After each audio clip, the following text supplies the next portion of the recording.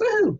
Hello, it's Cherise Marie, and I am here with Deanne, who's one of my favorite humans on the planet. We just wrote a book together. Oh, it's very exciting. So, hello, Deanne. Hi, thanks for having me. How are you? I'm good. How are you? Doing all right. I'm actually really excited because of the book. Thank you so much for your You are so welcome. It was a lot of fun.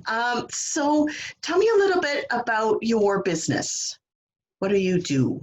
Or tell our audience, I guess, because I already know, but what do you do? help.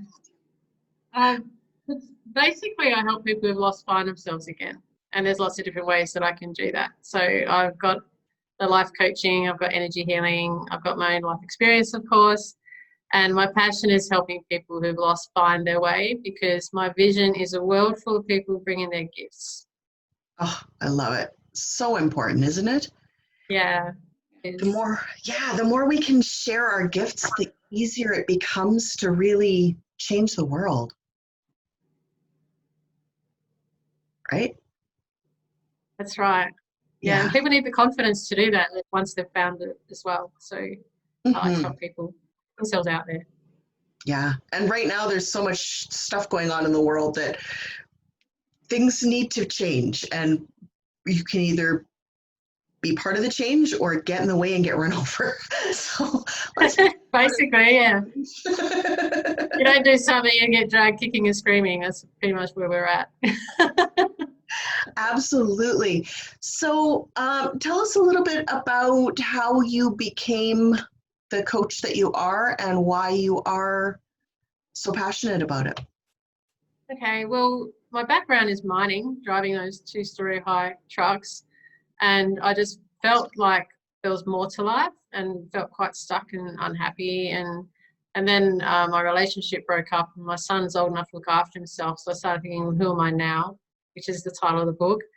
And I was using essential oils at the time to help me relieve depression. I now understand depression, at least for me at that moment, was more about not fulfilling my life. The fact that I was just settling and not doing anything that was me, really, just filling the voids all the time.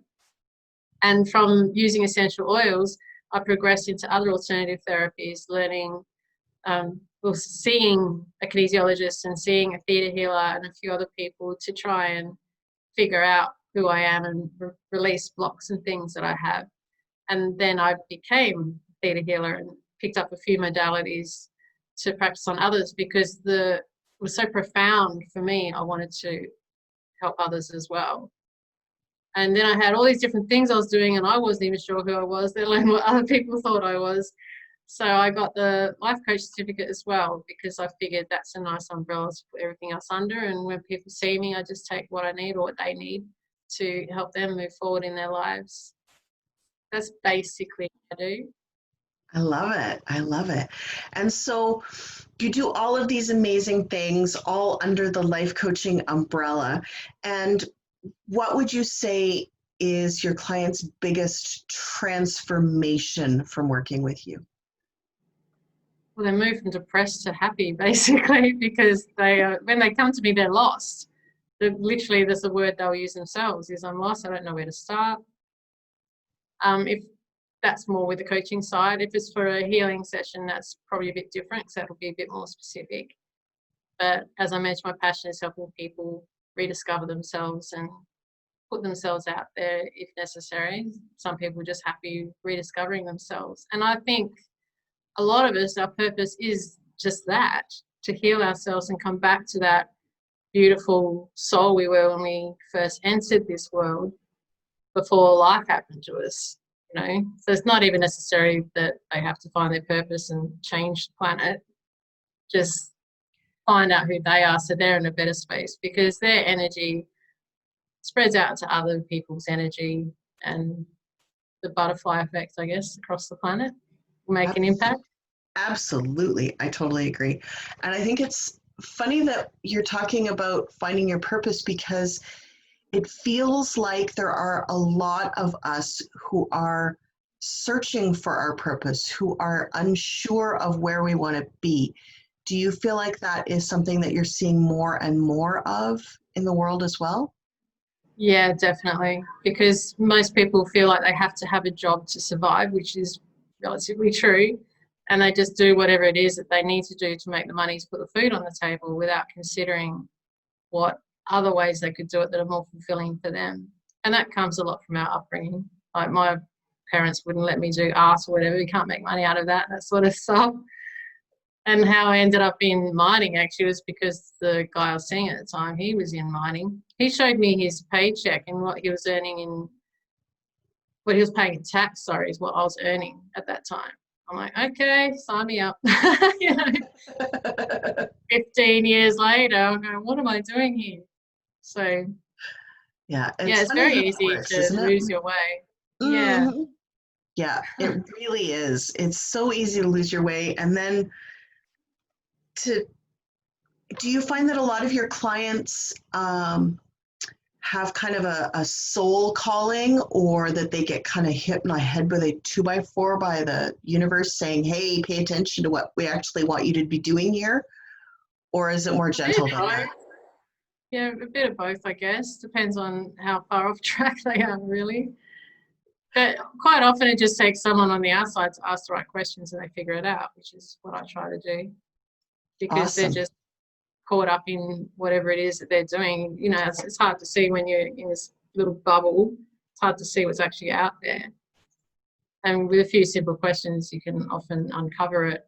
And usually it stems from an experience you've had in your life. Because a lot of people think they're born with a purpose, and it's not usually the case. It's through your own life experience that you want to help others. As an example, Absolutely. my own story, the reason I want to help people find their purpose is because I got so lost myself and Hmm. I understand the importance of it. Yeah, I'm right there with you. Okay, so now let's talk a little bit about business and tactics, because I know that you are generally using Facebook for all of your marketing right now. Tell us a little bit about your experience of using Pinterest, because I know that at one point you were using Pinterest and you kind of didn't quite figure it out. So you kind of went, ooh, and backed away from it really slowly, like it was a scary. Well, I'm the sort of person that doesn't get instructions. I just jump in and try and figure it out for myself. So I just went in there and saw people sharing pretty pictures and thought, oh, that's be me.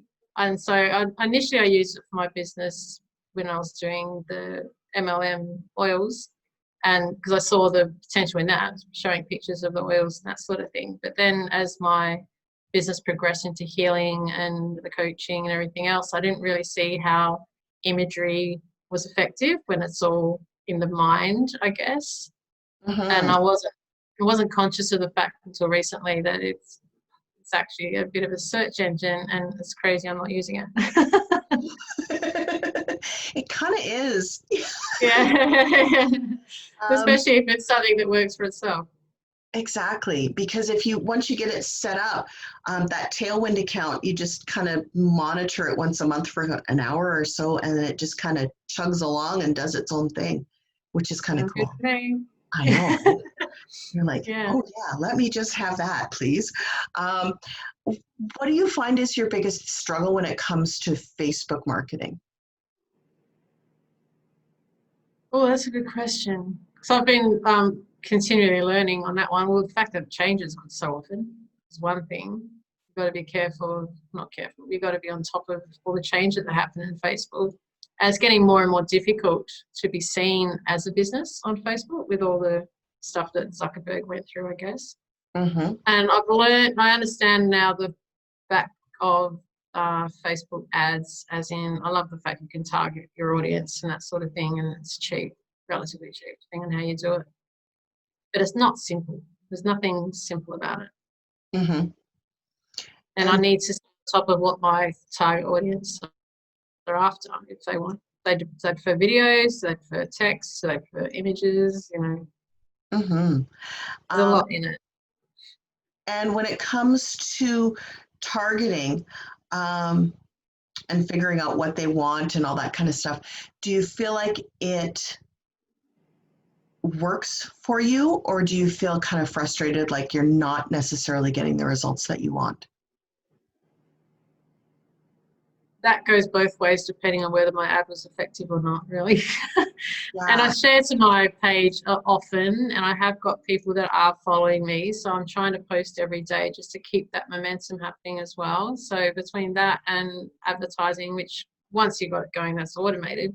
But after a while, that starts to fade off, and you've got to think of the next thing.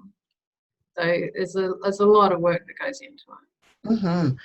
And so if you could put out one piece of content, for example, your book, and create 20 or 30 pieces of social media that you could reuse over and over and over again that all pointed to that same thing and that could potentially live forever and be always seen in a search engine, does that feel like a better use of your time and your effort and your money than Facebook ads that eventually fade off, and doing all the daily posts and the daily videos and all of that engagement? Does it feel like it could be a good change? Let's call it a change. Is that a rhetorical question? I'm just picking a little bit of why is fantastic. Absolutely. I have to admit, I do like the posting and engaging with my audience, but I don't want to have to do it all the time. And the advertising is just, oh my gosh. Yeah, I definitely would prefer something as simple as that. So yeah, I feel like Facebook is a lot of work. Like, you can't take a break when you're on Facebook. Whereas with Pinterest, it's like set it and forget it. Um, so tell me a little bit more about your book. I know we've talked about it at the beginning, and then we kind of got into the whole, how you're marketing it, but tell me a little bit about what the book's about. Okay, well, I saw a market for a book because I can't necessarily do one-on-ones with lots of people, and I want to help as many people as I can. So this is basically a step-by-step process of finding ways to reconnect with yourself, of uncovering your own limiting beliefs or subconscious beliefs, and having tools to work through those things without the need for someone sitting by your side and guiding you through it. And I've done it as a journal with exercises and things too. So you're actively participating in it, not just reading something and putting it down and forgetting all about it. So Mm-hmm. that was my aim for it, to help others that I can't necessarily get to for whatever reason, one-on-one. Absolutely. So I'm going to drop the links for how to get in touch with Deanne down below. Feel free to check out her book. It's fantastic, and you can find her on social media. Do you want to share your website maybe and your Facebook handle? Yeah, sure. It's flourishwithdeanne.com.au is the Mm-hmm. website, and the same with the Facebook page, Flourish with Deanne. Awesome. Thank you so much for being here. It has been an absolute pleasure to talk to you today, and I look forward to chatting with you again very soon. Look forward to it. Thanks so Bye. much. Bye.